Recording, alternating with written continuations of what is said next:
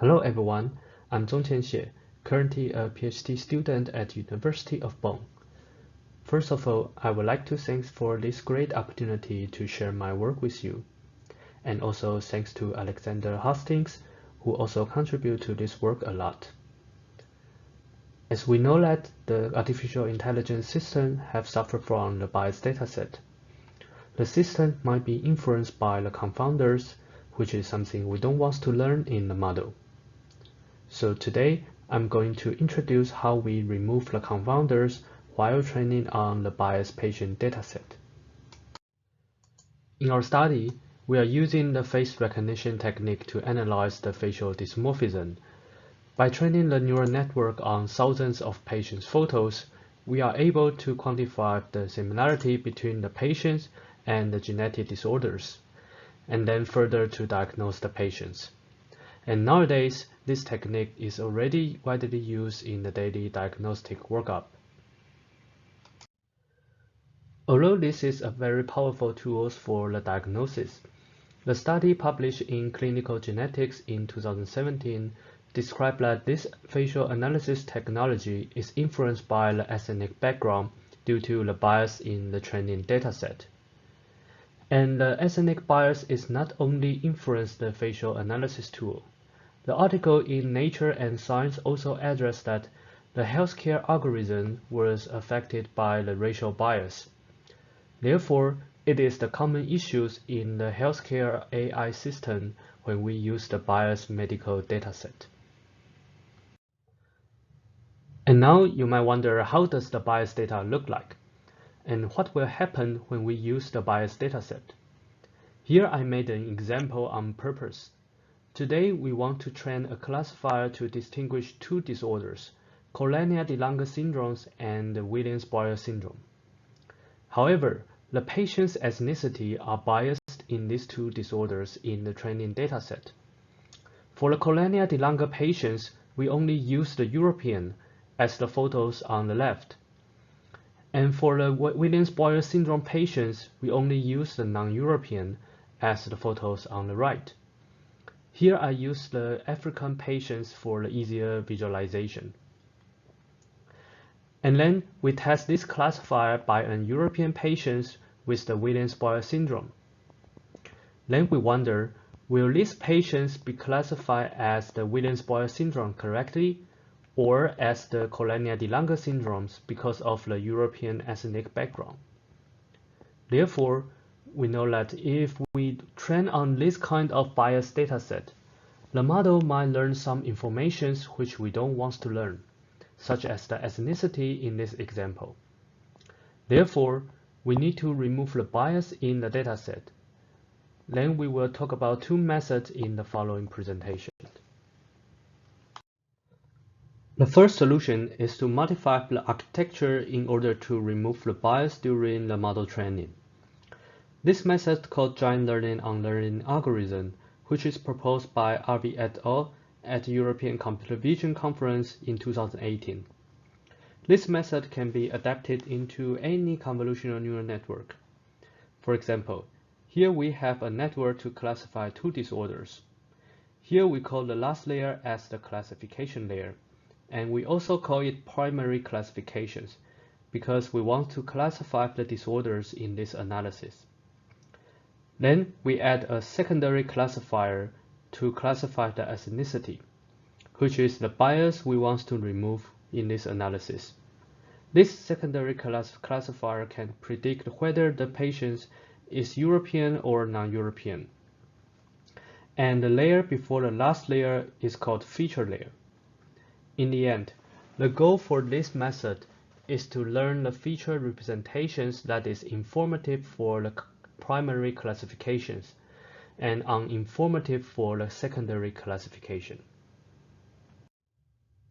Before we talk about how does this method work, I would like to introduce three loss functions in this method. The first one is the loss functions for optimizing the disorder classification. And the second loss function is for optimizing the ethnicity classification. The last one is called secondary confusion loss, which is used for checking whether the ethnicity prediction is close to the uniform distribution and not suitable for classifying the ethnicity. And then, how does this training work with these three loss functions? There are two steps for each iteration. The first step is to freeze the feature layer and optimize the ethnicity classifier to have the best ethnicity classifier. And then we freeze the ethnicity classifier and fine-tune the feature layer and the disorder classification to have the best feature layer for classifying the disorder and making the ethnicity prediction as the random guess.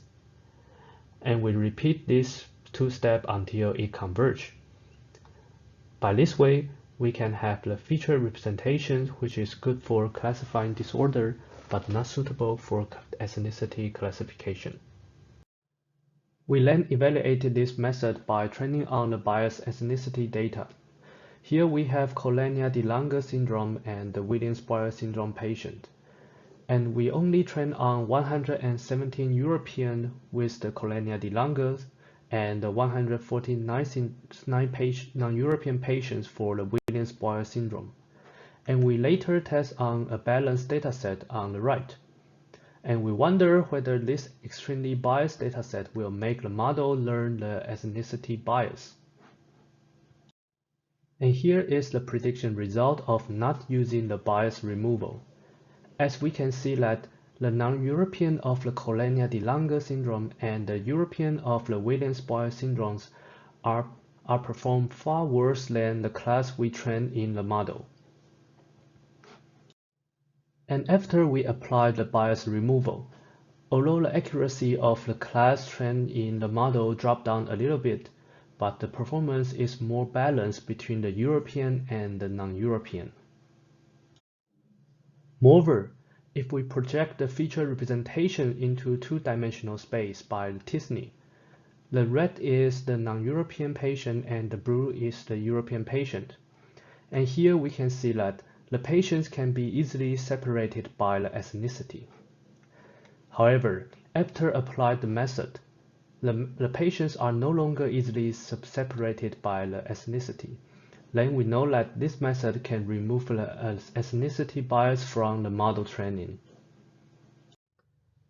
Another one is the long-term solution, which is collecting a balanced dataset. Here we develop a website called Gestalt Matcher Database to build a patient image dataset from the publication. The database includes many types of image data, such as facial photos, profile, and hand X-ray images. Currently, more than 30 scientists from the 4 countries contribute to this database. We have almost 4,000 patients from 960 publications, with more than 300 disorders. Due to the copyright issue, this database will be only accessible by the scientific communities.